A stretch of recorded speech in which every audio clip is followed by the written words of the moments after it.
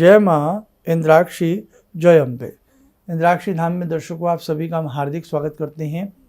आज के दिन जिन जातकों का जन्म दिवस है, मैरिज एनिवर्सरी है, उन सभी को हमारी तरफ से बहुत बहुत शुभकामनाएं। अब देखिएगा, हाथ की रेखाओं में कुछ ऐसे योग होते हैं जो आने वाले रोगों का पूर्व में ही संकेत हमें दे देती हैं। आज हार्ट अटैक की समस्याएं बहुत आ रही हैं। साइलेंट अटैक आ जाते हैं और व्यक्ति सोए हैं तो सोए रह जाते हैं, नाच रहे हैं तो नाचते रह जाते हैं, धड़ाम से व्यक्ति गिर जाता है और जीवन लीला समाप्त हो जाती है। इसके साथ साथ और भी ऐसे बहुत रोग होते हैं जो व्यक्ति को पता ही नहीं लग पाते। कैंसर ऐसा रोग है, कई बार व्यक्ति को लास्ट स्टेज में जाकर के उसका पता लगता है। तो कहने का भाव, क्या हाथ की रेखाएं इस प्रकार की सारी चीज़ों को बताने में सक्षम हैं तो ज़रूर, लेकिन अध्ययन कितना है हम लोगों का। जैसा प्रगाढ़ अध्ययन होगा, जितना अच्छा अनुभव होगा, उतना ही एक पामिष्ट हाथ की रेखाओं को देख करके आने वाले रोगों का पूर्व में ही आपको संकेत दे देगा। अब यहाँ मिसाल के तौर पे व्यक्ति की हथेली में होती है एक हृदय रेखा, जो हमने अनेकों अंकों में आपको बताई है। हृदय रेखा, आपके ये हृदय रेखा होती है यहाँ पर, सबको मालूम है। सबसे छोटी उंगली लिटिल फिंगर, उस उंगली के थोड़ा सा नीचे से निकलती है और ये लंबाई लिए हुए आगे को बढ़ती है। इसको हृदय रेखा कहते हैं।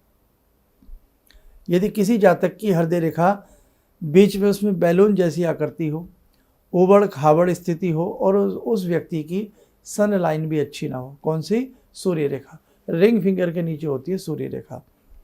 तो सूर्य रेखा भी उस व्यक्ति की बहुत अच्छी नहीं है और उस व्यक्ति की हार्ट लाइन भी अच्छी नहीं है, तो उसे हृदयघात रोग हो सकता है। वो कहीं ना कहीं हृदय के रोगों से संबंधित बीमारियों से घिर सकता है, या एक बार जीवन में कहीं ना कहीं हार्ट की तकलीफ उसे ज़रूर सताएगी। इसीलिए आपको आपकी रेखाएं संकेत दे रही हैं, आपको हार्ट से संबंधित व्यायाम, हार्ट से संबंधित कोई देसी उपचार या कोई ऐसी मंत्र साधना सूर्य से संबंधित कर लेनी चाहिए।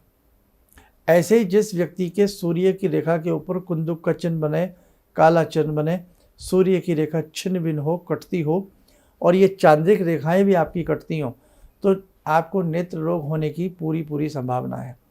चंद्र और सूर्य प्रकाश हैं। चंद्र और सूर्य दो नेत्रों की सूचना देते हैं, यानी कि दोनों नेत्रों के बारे में बताते हैं। अब कहने का भाव, उधर से सूर्य रेखा कुंदुक से घिर गई, उधर से चांद्रिक रेखाएं व्यक्ति की बेकार हो गई, तो रेखाओं ने पूर्व में ही संकेत दे दिया कि नेत्र से संबंधित विकार आपको उत्पन्न हो सकते हैं। आपको सावधानी की आवश्यकता है। उस स्थिति में आपको चाक्षुषी विद्या का पाठ कर लेना चाहिए। मतलब कमाल की चीज़ ऋषि मुनियों की ये थी कि रेखाओं का अध्ययन किया गया और रेखाओं से ही पूर्व में जानकारी मिले और उस जानकारी के आधार पर आपको क्या रोग सता सकता है और उसका उपचार क्या है, पहले ही बता दिया गया। इसीलिए इसी के साथ साथ एक चीज़ और देखें, जिस व्यक्ति की आयु रेखा, ये आयु रेखा होती है गोलाई वाली, आयु रेखा उबड़ खाबड़ होगी। आयु रेखा के साथ साथ आपके शुक्र पर्वत के ऊपर जहाँ थोड़ा सा मध्य में आएंगे तो मध्य में राहु की स्थिति होती है। आयु रेखा उबड़ खाबड़ है, उधर राहु की स्थिति उबड़ खाबड़ है, पेट के रोगी रहेंगे, उधर के रोगी रहेंगे। डॉक्टरी चेकअप कराएंगे तो समझ में नहीं आएगा कुछ भी क्या है, लेकिन आपको पेट का रोग झेलना पड़ेगा। उस स्थिति में फिर राहु का उतारा है और बहुत सारी चीज़ें पहले से समझाई जाती है। शुक्र है, शुक्र बहुत गिर जाएगा, बुध बहुत गिर जाएगा, तो आपको धात से संबंधित रोग बनेंगे। महिलाओं को भी नाना भांति की ल्यूकेरिया वगैरह के बहुत सारे ऐसे संबंधित रोग बन सकते हैं। गर्भाशय से संबंधित रोग पैदा हो सकता है कि गर्भ का न ठहर पाना। मासिक धर्म की अनियमितता, मंगल और शुक्र की युति आपकी जन्म पत्रिका में हो और यदि रिपु भाव में चली जाए तो मासिक धर्म की अनियमितता जरूर आएगी। ऐसी शरीर में गांठें बनना, तो बहुत सारी ऐसी चीज़ें भैया जो हाथ की रेखाओं से पूर्व में ही लक्षण पता लग जाते हैं। इसीलिए आपके पास कुंडली हो या ना हो, आपको अपने हाथ की रेखाओं का अध्ययन किसी मर्मज्ञ से करा करके, आपको लगता है, कोई लोग भय खाते हैं, मुझे ये ना हो जाए, मुझे वो ना हो जाए, मैं रात को मेरे साथ हार्ट अटैक ना आ जाए, मैं ऊपर से न गिर जाऊँ, मैं जल में न डूब जाऊँ, फोबिया होता है नाना भांति का, तो वो भी चंद्रमा से आप पहचान सकते हैं। तो आज के एपिसोड से हमने आपको यही समझाया है। उन छात्रों को, यदि किसी का आप हाथ देख रहे हैं, गंभीरता के साथ देखें और हाथ की रेखाओं से आप बदस्तूर जान सकते हैं कि किस व्यक्ति को किस प्रकार का रोग हो सकता है और उसकी सावधानी क्या है। चलिए, आप सब लोग स्वस्थ रहें, सुखी रहें। आइए जुड़ते हैं आज की ध्यान साधना में जगत जननी मंगलकरणी से।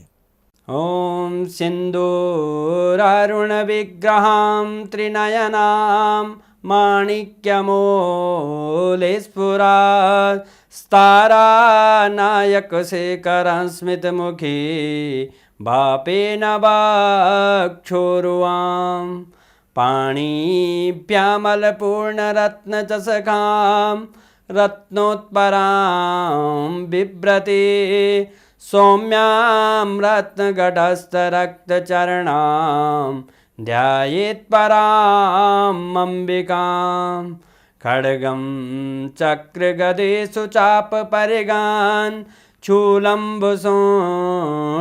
शिरा शङ्खं संदधतीं करे स्त्रीनयनां सर्वाङ्गभूषावृतां नीलासमद्युतिमास्य पाददशकां सेवे महाकालिकां यामास्तो स्वपितैहरो कमलजो हन्तुं मधुं कैटवं विद्युद्दामसमप्रभां मृगपते स्कन्दस्थितां भीषणां कन्या विहकरवालखेटविलसा धस्ताविरासेवितां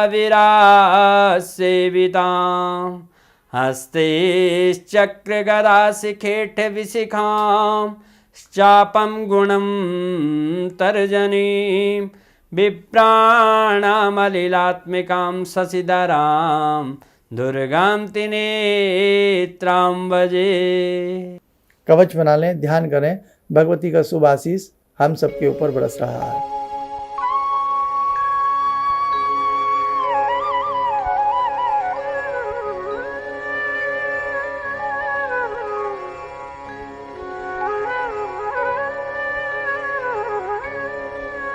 ओम बोलते हुए नेत्र खोलें, सामान्य हो जाएं। आपको चलते चलते एक बात जरूर कहेंगे, जो साधक प्रतिदिन दुर्गा कवच पढ़ता है, इंद्राक्षी स्तोत्र और कवच का पाठ करता है, उसे जगदम्बा की कृपा उसके ऊपर रहती है और वो अनेकों प्रकार के रोगों से बचा रहता है।